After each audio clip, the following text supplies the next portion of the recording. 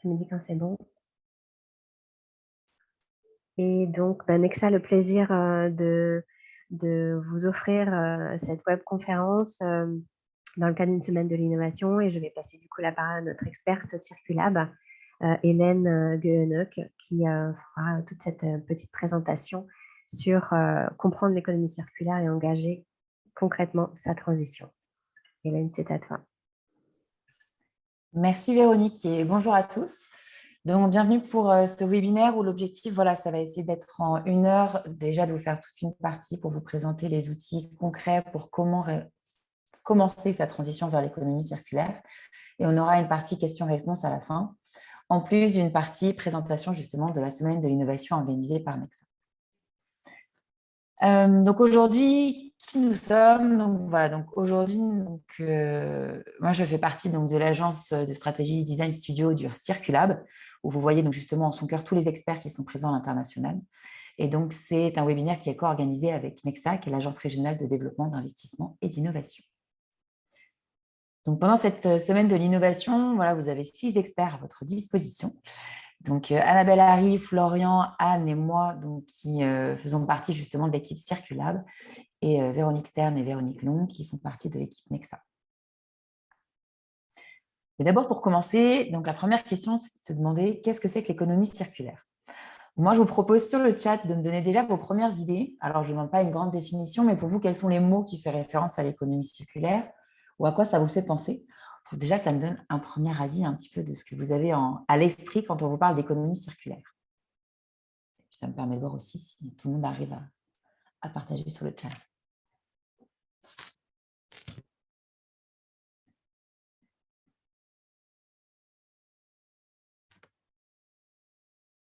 Revalorisation, génial. On commence bien. Réutilisation, circuit court, parfait. Choisir des circuits courts. Pas mal. Recyclage. Moins de dépendance. Bon, on commence à avoir déjà pas mal de bonnes idées. Génial. N'hésitez pas à continuer à partager, parce que comme ça va me permettre aussi d'avoir du contenu par la suite. Économie verte, mise en lien des acteurs, proximité, autonomie. C'est super. Et merci beaucoup. Et pour commencer, je voulais vous donner quelques chiffres déjà, dont cette anecdote qui est assez pertinente. Si justement aujourd'hui on peignait tous les toits en blanc, cela permettrait d'économiser 1 gigatonne par an d'émissions de gaz à effet de serre, soit l'équivalent de 250 millions de véhicules.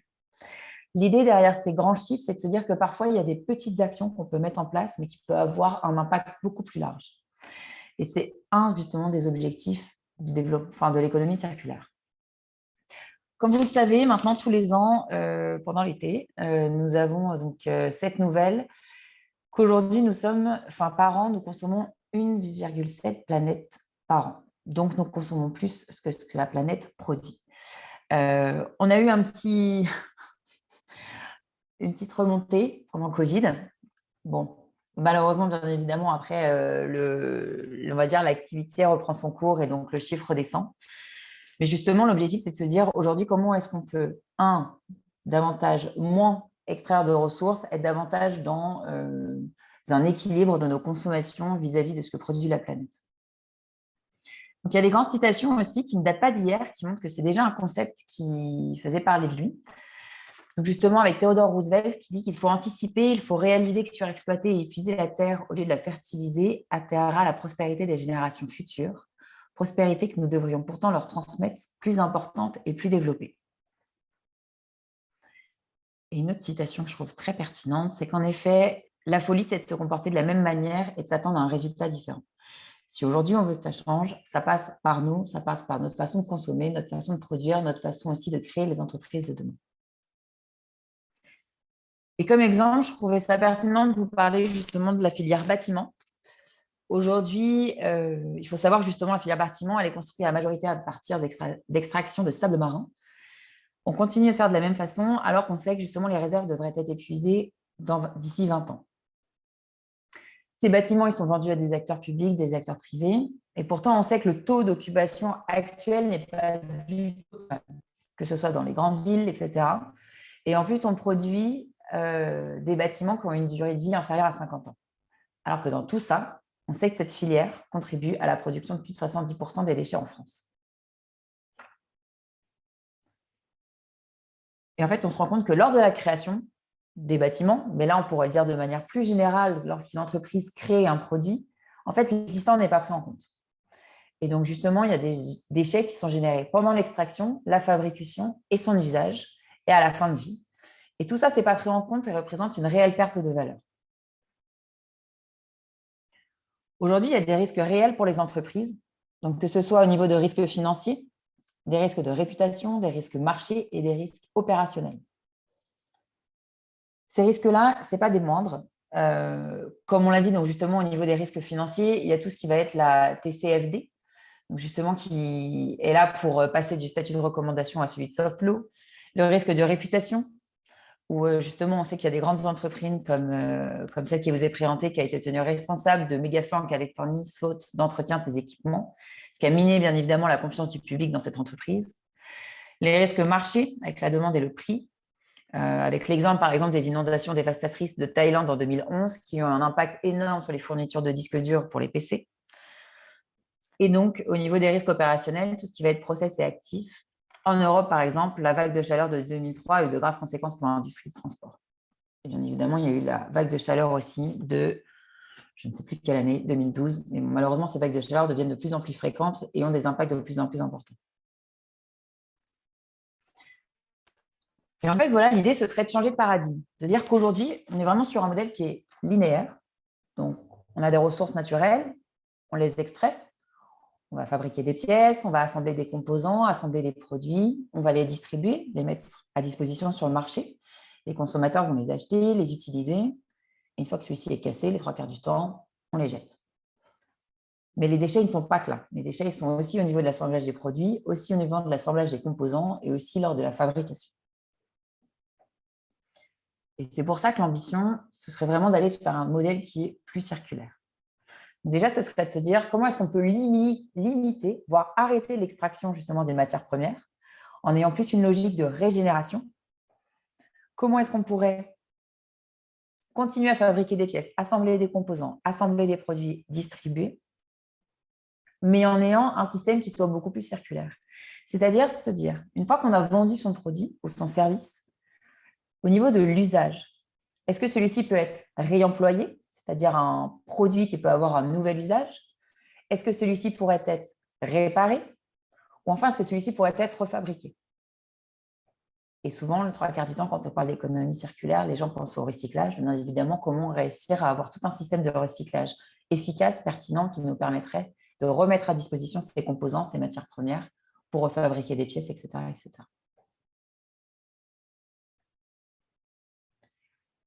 Je vous rassure, là, je suis sur une partie théorique et juste après, je vous donne les aspects très pratiques de finalement, OK, mais comment est-ce qu'on fait pour passer à cette économie circulaire? Avant le business, c'était de manière très pratique, très classique, c'est-à-dire que j'avais une nouvelle technologie, que je la mettais à disposition sur le marché et que je la vendais. Donc ça, c'est ce qu'on appelle du market push. On part du principe que notre technologie est assez efficace et pertinente pour la mettre à disposition sur le marché et qu'elle soit vendue. Sauf que, et c'est ce qui a été révélé justement par le concept de design thinking, c'est que aujourd'hui, quand on vend un produit ou un service, l'objectif, c'est de répondre à des besoins, à des problématiques de consommateurs, d'usagers. C'est-à-dire comment remettre l'homme au centre de notre produit, au centre de notre entreprise, au centre même de notre service, et faire en sorte que justement toutes les technologies que je mets en place, c'est pour faire en sorte qu'elles répondent à ce besoin-là, pour le rendre justement désirable vis-à-vis du consommateur. Sans oublier toute la partie viabilité, de faire en sorte que justement l'offre corresponde aussi aux besoins justement de la personne. Donc, c'est d'avoir ces 3 cercles-là. Un, d'avoir un produit ou un service désirable avec une technologie faisable et un business qui rend cette activité viable pour lui permettre d'être pérenne.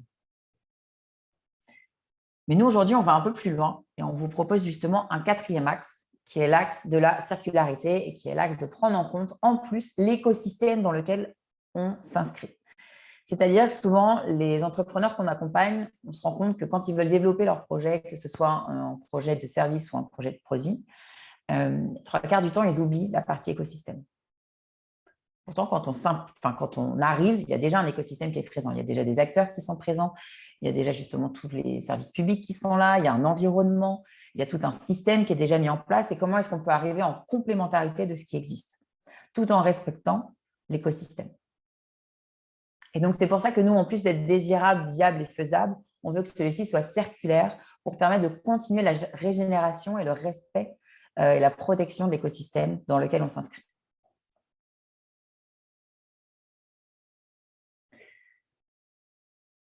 Et donc, dans tout ça, comme vous l'avez vu sur ma case dessus, on parle aussi de biomimétisme, de bio-inspiration. Et ici, j'aime beaucoup cet exemple. À quel moment on est passé de s'inspirer du martin pêcheur pour créer le TGV japonais? Donc ça, c'est justement au Japon. Ils avaient la volonté donc, de créer ils ont la volonté de créer un TGV qui puisse aller de plus en plus vite. Sauf qu'ils se rendaient compte que le TGV, à la sortie du tunnel, réalisait une énorme onde de bruit. En fait, ça faisait une énorme onde de choc qui faisait un bruit énorme. Et donc, il y avait un fort impact sur toutes les habitations alentour. Donc, la question, c'était de se dire comment continuer justement à être rapide sans avoir ces impacts négatifs, par exemple, ces impacts sonores vis-à-vis des populations qui habitent à côté du tunnel. Et donc là, ils sont inspirés justement du martin pêcheur, qui lui, comme vous le savez, martin pêcheur, comme son nom l'indique, il chasse en pêchant. Et donc lui, il a exactement le même fonctionnement, c'est qu'il va très très vite, mais quand il arrive au niveau de l'eau, l'objectif, c'est de faire le moins d'impact possible pour que les poissons ne partent pas au moment où il veut pêcher. Sinon, à chaque fois, on le verrait arriver et les poissons partiraient et il n'arriverait jamais à pêcher. Et donc, du coup, en fait, ils se sont inspirés de ce mouvement du martin pêcheur pour revoir la forme que vous voyez du TGV juste ici, beaucoup plus allongée et qui permet justement d'avoir un impact sonore beaucoup plus faible. Et donc, du coup, ça, c'est pour vous donner un exemple très concret, technologique, de l'impact que peut avoir le biomimétisme. Et pour que vous sachiez, au sein de Circulab, justement, on a pas mal d'exemples d'entreprises qu'on met à disposition qui sont inspirées justement du biomimétisme. Et donc, concrètement, avec tout ça, l'économie circulaire, ça a des impacts vertueux, pas que sur l'environnement et pas qu'au niveau social, mais aussi au niveau économique. Pourquoi? Parce qu'elle peut être source de nouveaux revenus. Elle est la créatrice de valeurs partagées, que ce soit de la valeur économique, mais aussi de la valeur environnementale, parce qu'elle réduit justement l'extraction de la matière première. Elle est vraiment dans un axe de dépollution, de régénération, et aussi tout l'axe social. Comment avoir un ancrage territorial fort, comment justement substituer tous les besoins d'un port, et elle a un rôle d'inclusion sociale. Je voulais aussi vous faire un clin d'œil sur la loi anti-gaspi pour l'économie circulaire. Donc aujourd'hui, justement, il y a des lois vraiment qui sont mises en place pour pouvoir davantage accompagner les acteurs vers l'économie circulaire et aussi d'avoir des grands axes prioritaires. Où là, l'objectif, c'est de sortir du plastique jetable, de mieux informer les consommateurs, de lutter contre le gaspillage et de valoriser tout ce qui est le réemploi solidaire, d'agir contre l'obsolescence programmée, de mieux produire. Et donc, on a des exemples concrets grâce à cette loi AGEC, c'est de réduire justement 55% du gaspillage alimentaire pour la restauration collective d'ici 2025. C'est d'interdire de détruire les surstocks d'articles textiles à partir du 1er janvier 2022. Et c'est la mise en place aussi de l'indice de réparabilité obligatoire pour 5 catégories de produits, que ce soit les smartphones, les PC, les tondeuses électriques, etc., etc.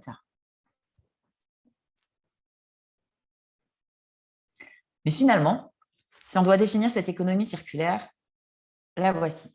C'est de se dire que c'est un système économique d'échange et de production, pour l'instant classique, mais qui, à tous les stades du cycle de vie des produits, vise à augmenter l'efficacité des ressources, à réduire notre impact sur l'environnement, tout en développant le bien-être des individus.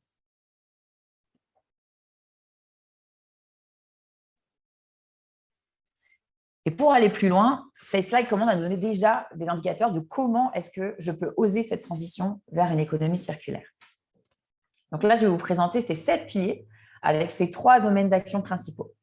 Le premier, qui est le plus connu, qui est toute la partie gestion des déchets, où là, justement, vous en avez parlé tout à l'heure, c'est toute la partie recyclage, où là, c'est comment mieux collecter, comment mieux trier, revaloriser au mieux tous nos déchets pour créer de nouvelles matières premières et anticiper et gérer les fins de vie. Il y a toute la partie offre et acteurs économiques, qui là va concerner surtout les entrepreneurs et les entreprises, voire les associations, voire justement aussi les politiques publiques, etc. Où là, on a 4 axes majeurs. Donc, le premier, c'est l'approvisionnement durable. Donc, l'idée, c'est d'exploiter ce qui existe déjà, de voir comment utiliser nos déchets comme ressources et de limiter l'épuisement de la planète. Ou aussi d'essayer d'identifier des matières premières nuisibles actuellement. Par exemple, j'ai un exemple qui se développe de plus en plus en Afrique de l'Ouest où il y a une problématique sur les étangs.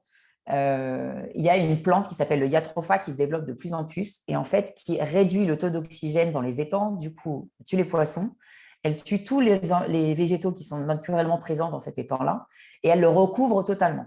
Donc, c'est une plante invasive, donc c'est une matière première nuisible. Et l'ambition, c'est de se dire comment est-ce qu'on peut partir de cette matière première et la rendre justement ressource. Et donc là, il y a justement des entrepreneurs qui ont décidé d'utiliser cette plante et d'en transformer en biogaz. Et donc là, c'est vraiment un exemple de… Là, par contre, on avait de la matière première, mais qui était nuisible. Et ben, comment l'utiliser pour pouvoir la transformer tout en restant dans cet approvisionnement durable-là. Après, il y a la partie donc éco-conception, donc comment concevoir mieux en limitant l'impact de nos produits ou de nos services à chaque étape de leur cycle de vie, donc en favorisant des usages vertueux. Il y a la partie écologie industrielle et territoriale, comment travailler en réseau. Pour moi, celle-ci est super importante parce que souvent, elle n'est pas, comme on disait au départ, l'entrepreneur oublie qu'il arrive dans un écosystème. Or, il y a déjà des acteurs présents, donc comment réussir à faire réseau pour optimiser nos fonctionnements. Par exemple, oui, il y avait l'entreprise, c'était Ecopalette, je crois. Mais ça, j'avais bien aimé cet exemple à La Réunion parce qu'il est aussi pas mal présent en Afrique de l'Ouest. C'est justement, voilà, il y a beaucoup d'entreprises qui ont besoin de palettes, toutes les questions d'import-export, toutes les entreprises justement qui font de l'export.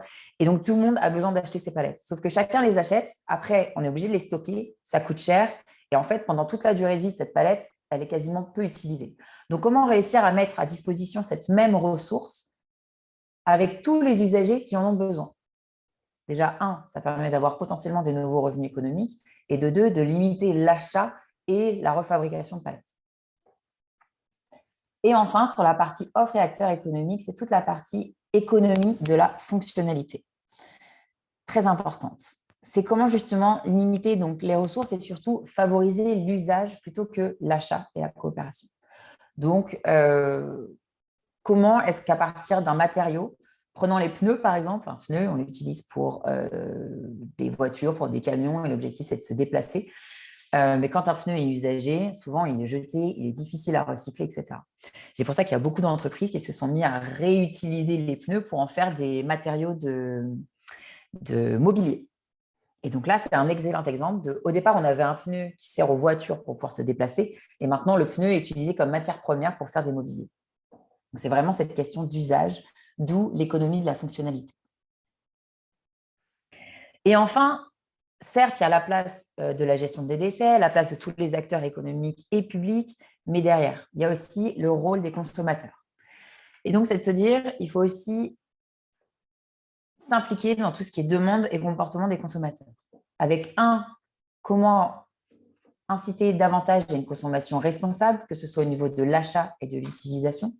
Donc, comment consommer en intégrant l'environnement dans nos actes d'achat. Et comment afficher les informations utiles pour informer le consommateur. Et de deux, il y a toute la partie allongement de la durée de vie d'usage. Comment valoriser le réemploi, valoriser la réparation, valoriser la réutilisation. Comment récupérer, réparer, échanger, donner, réemployer, soyons créateurs de nouvelles valeurs. Et là, je trouve qu'un excellent exemple, c'est tous les mouvements des Fab Labs qui, eux, justement, sont vers comment rendre les gens de plus en plus autonomes pour réparer, pour devenir conscient en fait, que tous les matériaux qu'ils ont, on peut les réutiliser. Soit on leur met à disposition et eux-mêmes vont pour recomposer des nouveaux outils, soit pour nous, comment être moins dépendant de cette obsolescence programmée, moins dépendant de ces problématiques de réparation et comment nous-mêmes pouvoir se mettre à réparer davantage. Donc voilà les 3 axes. Une question qu'on m'a posée la dernière fois, c'est est-ce qu'il faut tout faire pour dire qu'on fait de l'économie circulaire? Mon conseil, c'est non. La première étape, c'est déjà de commencer par une action qui vous est accessible, que vous pouvez déjà commencer dès aujourd'hui. Et au fur et à mesure, passer d'une étape à une autre. Si vous vous mettez des objectifs trop lourds, trop coûteux, trop grands dès le départ, vous allez vite être démotivé. Alors que là, vous voyez qu'il y a déjà pas mal d'exemples où finalement, on se rend compte que parfois, ça tient juste à de la communication. Ça tient juste à revoir mon écosystème pour voir comment m'impliquer dedans et mieux travailler en coopération. Donc là, on voulait vous présenter quelques vidéos inspirantes ce matin. Alors, hop.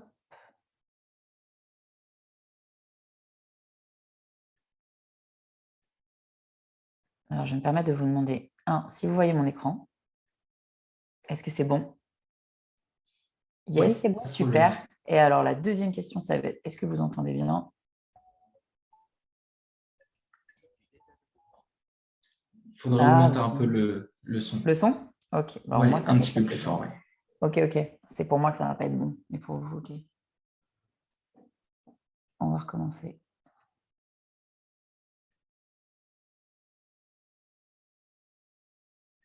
On est sur une connexion qui bug ou c'est moi? Peut-être on peut éteindre nos caméras tous, comme ça on Peut-être. peut... Merci.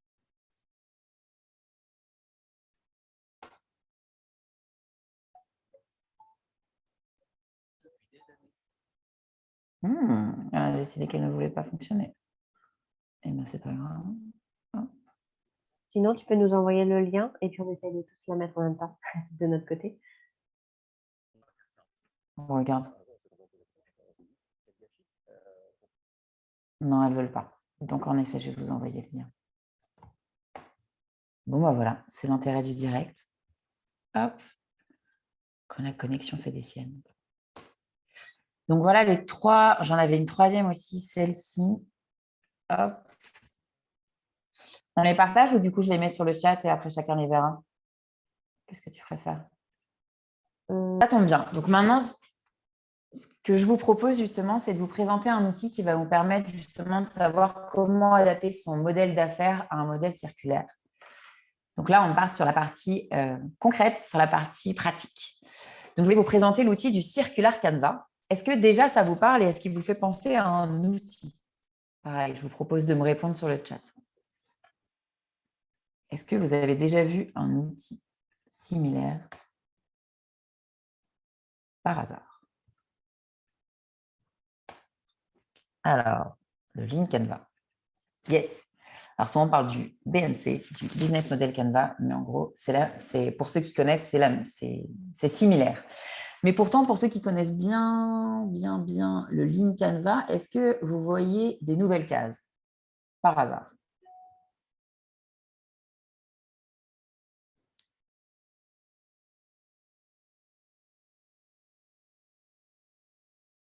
Yes, usage prochain. Mission, ouais, impact positif et négatif, génial. Pas mal du tout. Il en reste encore une. Mais c'est déjà pas mal. Et tout ce qui est ressources. Parfait, génial, quelle équipe. Bravo. En effet, c'est tout l'intérêt justement de cet outil-là, c'est de comment être davantage systémique et de prendre en compte toute la partie des ressources, toute la partie des impacts et de l'usage suivant. Et à votre avis, avec cet outil-là, par quelle case on commence quand on veut justement penser son business? Alors, Iris propose la case mission. Est-ce que vous avez d'autres idées?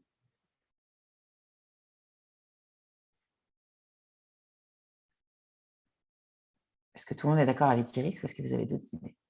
Certains diraient la proposition de valeur. OK.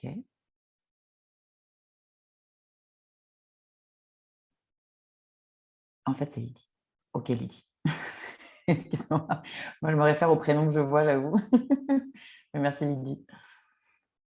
OK, bah, je vous propose, je continue. Comme ça, on va voir par la suite. Donc, le Circular Canva, c'est quoi? C'est justement un outil d'analyse et de conception.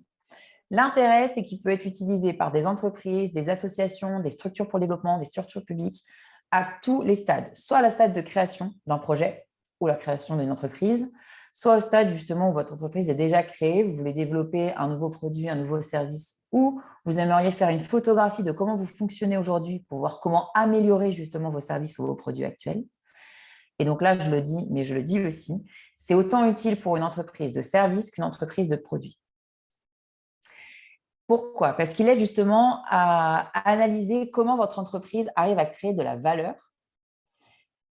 Il vous aide aussi à identifier et prévenir les impacts de votre modèle d'affaires, que ce soit les impacts négatifs et les impacts positifs. Et surtout, ce que je trouve intéressant, c'est qu'il vous aide à prendre du recul justement sur votre produit-service existant et d'envisager les choses avec un mode de pensée plus systémique.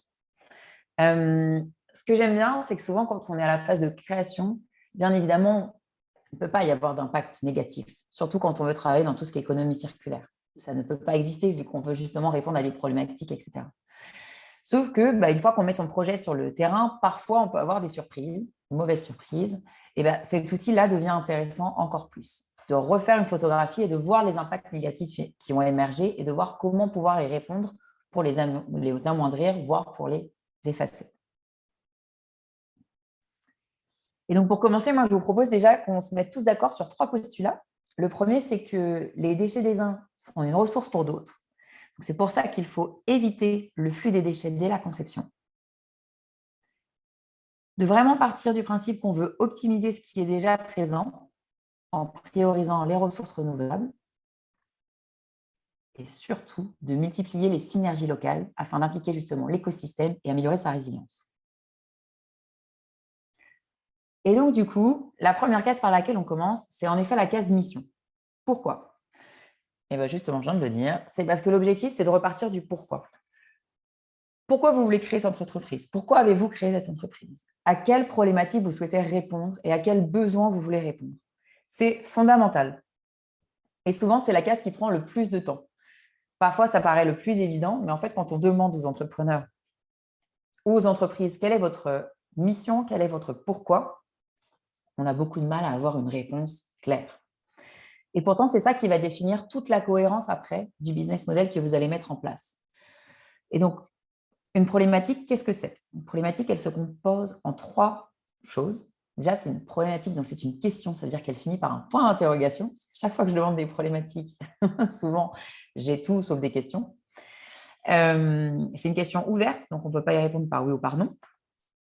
Et c'est surtout une question qui prend en compte sa cible précise, dans quel territoire est-ce qu'elle veut agir, et enfin, bien évidemment, le besoin auquel elle veut répondre, ou la problématique qu'elle a identifiée. Donc, voilà déjà la première case sur laquelle on vous invitera pendant la semaine de l'innovation à travailler. Parce que grâce à cette première question-là, vous allez pouvoir travailler sur la deuxième case, qui est la case juste en bas des utilisateurs et du contexte. Que ce soit en économie circulaire ou en entrepreneuriat social, parfois, notre client n'est pas notre bénéficiaire final. Qu'est-ce qui différencie un client d'un bénéficiaire? Le client, c'est celui qui paye. Le bénéficiaire, c'est celui qui va utiliser, qui bénéficie du service ou du produit. Parfois, c'est la même personne. Parfois, c'est 2 personnes différentes.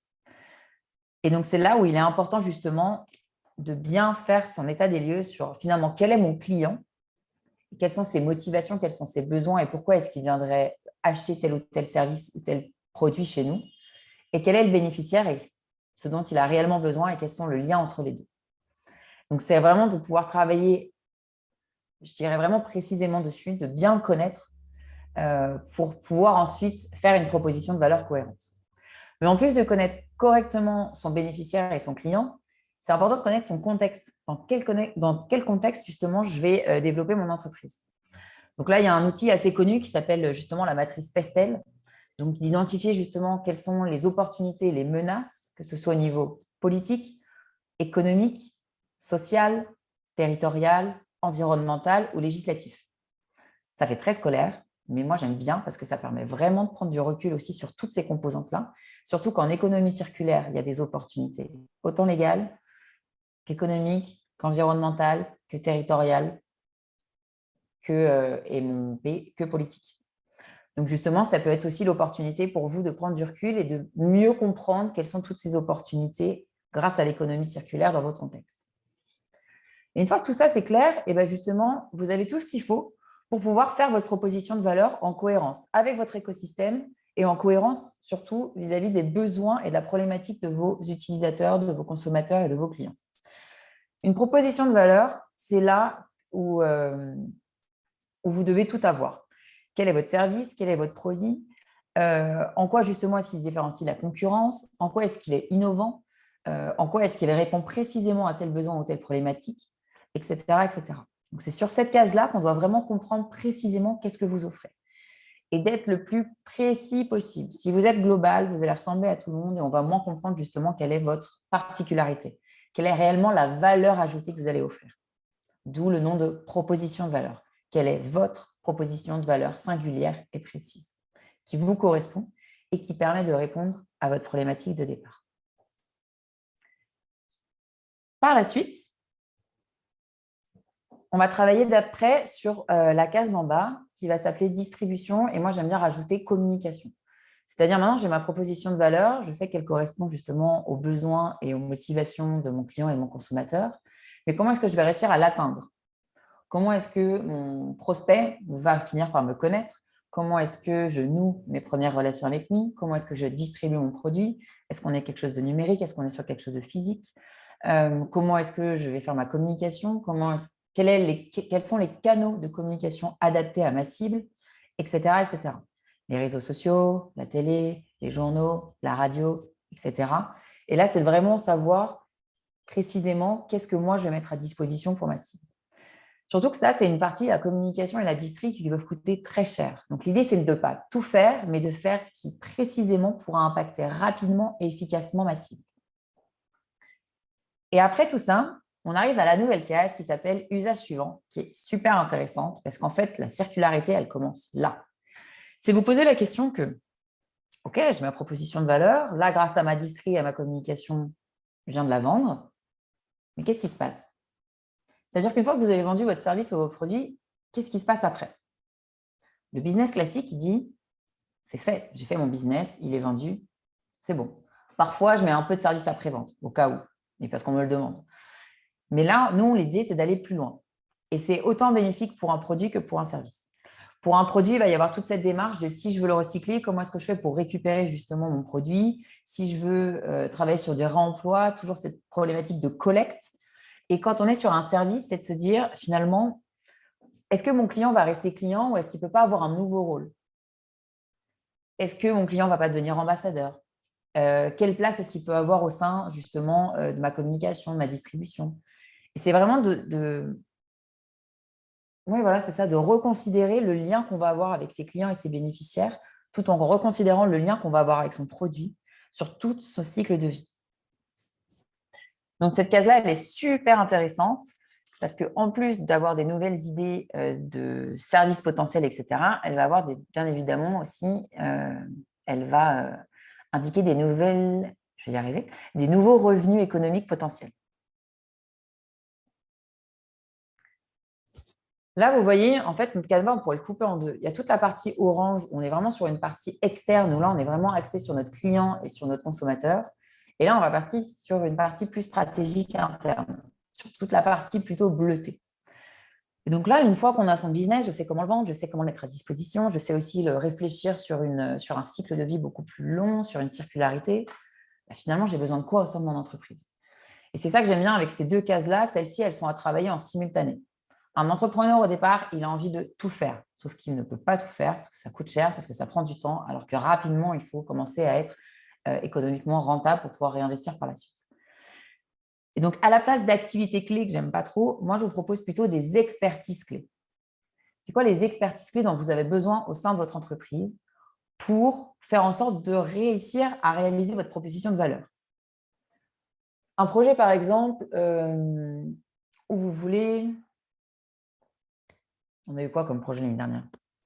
On a eu une plateforme qui voulait valoriser tous les produits locaux, éco-conçus, éco-responsables. Donc là, c'était la création d'une plateforme Internet où justement, il y a tout un travail de sourcing de ces produits-là. À votre avis, les expertises clés dont a besoin cette personne, c'est quoi? Là, je vous pose la question. Si vous avez des idées, n'hésitez pas à taper sur le chat. Donc, je veux créer une plateforme où je mets à disposition tous les produits. Alors, en commercial, OK. Développement web, yes.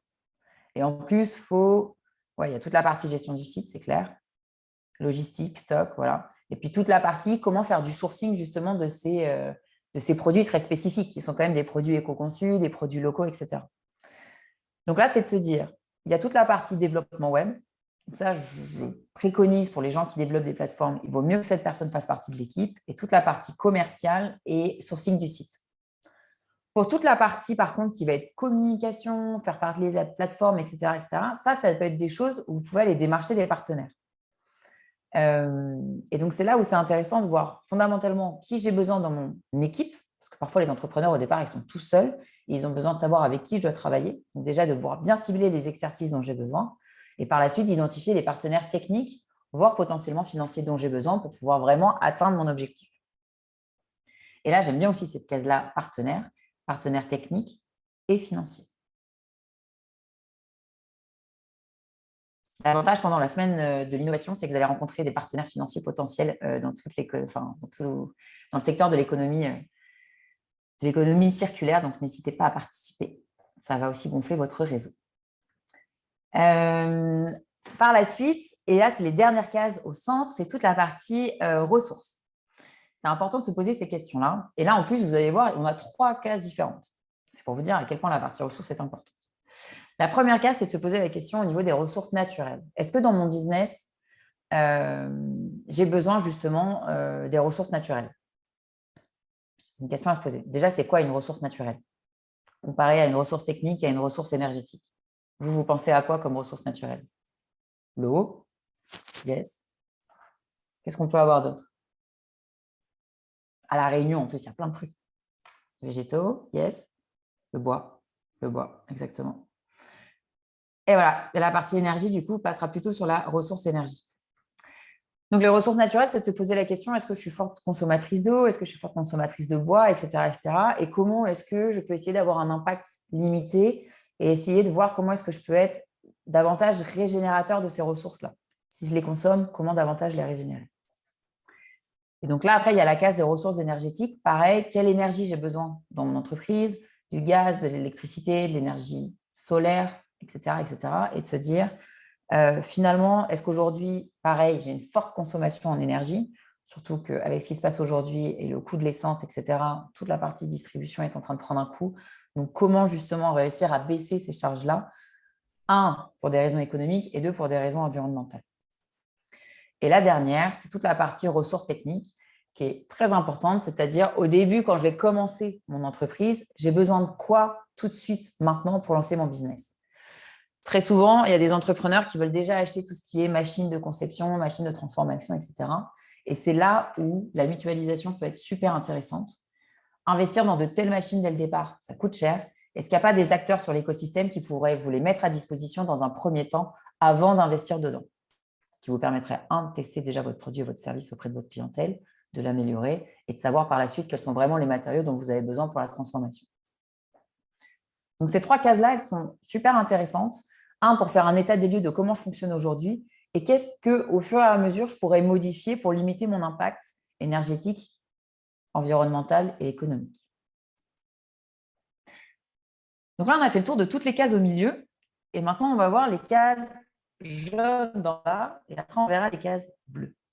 Les cases jaunes d'en bas, elles sont super importantes parce que là, on va enfin parler d'argent. On va parler de tout ce qui est revenus et coûts. La partie revenus. Et par exemple, comparé au Lean Canva ou au Business Model Canva, souvent, c'est qu'une seule case qui s'appelle structure de coûts. Et moi, ce que j'aime bien là dans le Circular Canva, c'est qu'en fait, on en a 4 pour les revenus, on en a 4 pour les coûts. Pourquoi? Parce que finalement, on peut avoir des ressources financières au niveau des partenaires et des expertises clés. On peut potentiellement avoir des ressources financières au niveau de ces ressources. Si on met à disposition des locaux, on va louer nos locaux, on va mettre à disposition nos machines de transformation. On va décider d'installer des panneaux solaires et on va produire plus d'électricité qu'on ne consomme, donc potentiellement pouvoir la mettre à disposition, la revendre, etc., etc. Alors, bien évidemment, sous la case proposition de valeur, j'espère qu'on verra des revenus. S'il n'y a pas de revenus ici, c'est qu'il y a un gros problème au niveau du business. Pour nous, c'est la première chose qu'on regarde. Si on n'a pas de revenus en dessous de la proposition de valeur, c'est que ça bug, c'est que ce n'est pas viable. Donc ici, c'est fondamental, bien évidemment, d'avoir des ressources de revenus. Et par la suite, la partie usage suivant, distribution, communication, pareil, l'usage suivant peut être une nouvelle source de revenus. Donc finalement, ici, classiquement, on gagne de l'argent avec une proposition de valeur. Et bien là, moi, je vous dis que potentiellement, vous pouvez gagner de l'argent à travers 4 nouveaux axes.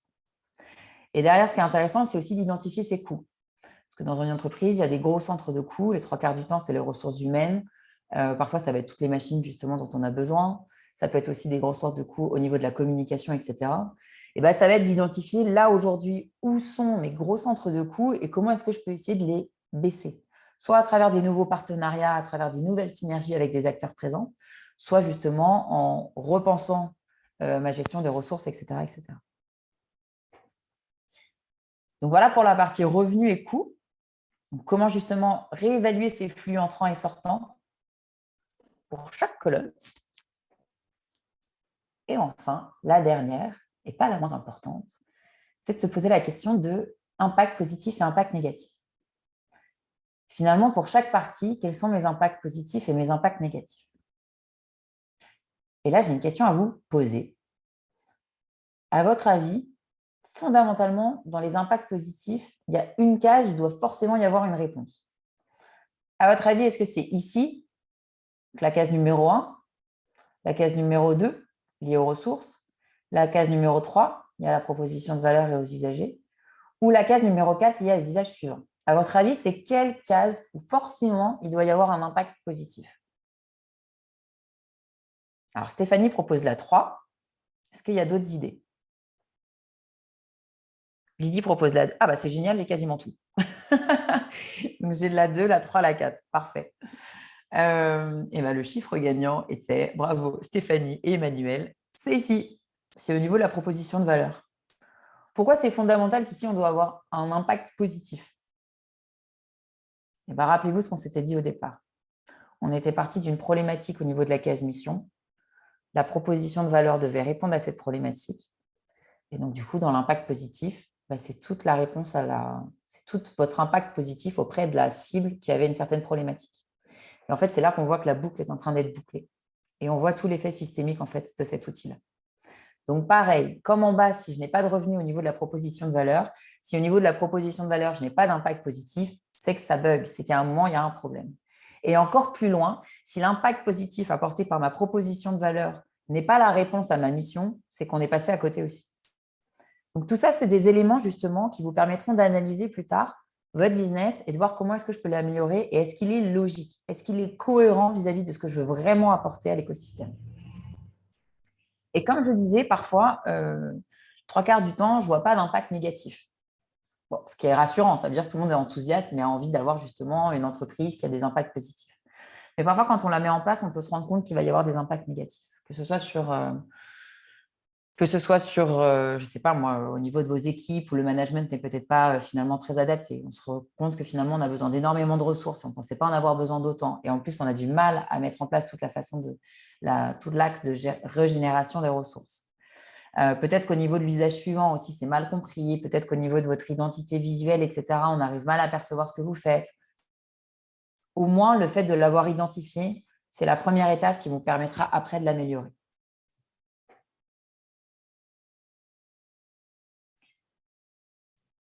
Et donc, voilà, tout cet outil vous permettra justement de prendre en compte tous ces impacts sur l'écosystème afin d'éviter les impacts négatifs en les transformant en impacts positifs.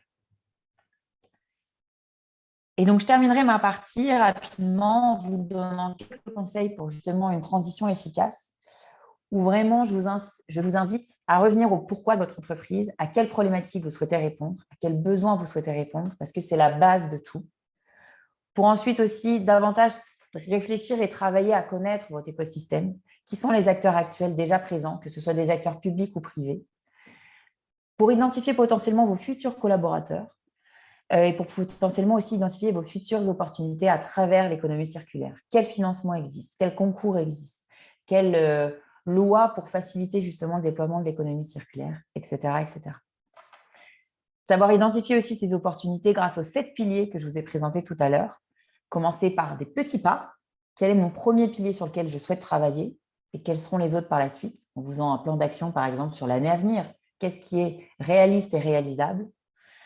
De toujours s'adapter à votre écosystème, que ce soit au niveau environnemental ou au niveau de votre client, pour toujours avoir une offre pertinente. Ce n'est pas un échec d'adapter son offre au fur et à mesure, de changer, de pivoter. Au contraire, c'est une marque d'être proactif, d'être agile et de savoir justement s'adapter concrètement aux besoins. Et enfin, de savoir prendre du recul sur votre activité. Quand on est entrepreneur, on a la tête dedans. H24, on a du mal à prendre du recul. Et moi, je vous invite au moins 2 fois par an à vous poser pour justement réanalyser votre activité, réanalyser vos impacts pour mieux identifier justement vos axes d'amélioration, que ce soit au niveau des impacts ou au niveau des coûts et des revenus. C'est ce qui vous permettra d'identifier et d'analyser vos objectifs annuels et de pouvoir avancer étape par étape. Donc, voilà pour moi. Je vais laisser maintenant la parole à Véronique qui va vous parler de la semaine de l'innovation. Oui, est-ce qu'on Merci à regarde tous. quand même les vidéos, Hélène?